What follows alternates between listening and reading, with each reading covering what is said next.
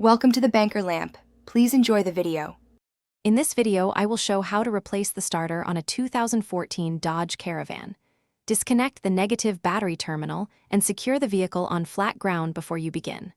I'll walk through removing the airbox, unbolting the starter, transferring heat shield and electrical connectors, and reinstalling the new unit. Follow torque specs on the new starter and reconnect the battery last. Stay calm and take pictures for reference.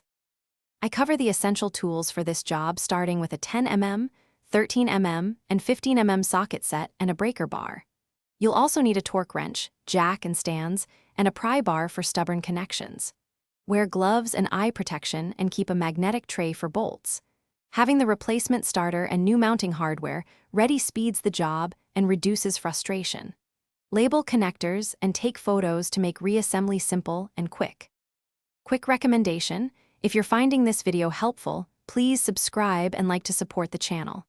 On another note, the Echo Dot smart speaker brings your space to life with great sound and voice control, perfect for hands-free help while working on projects. I use it to play how-to guides while I work.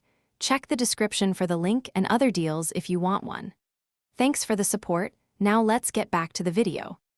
Follow a clear sequence to remove and replace the starter with confidence and safety in mind.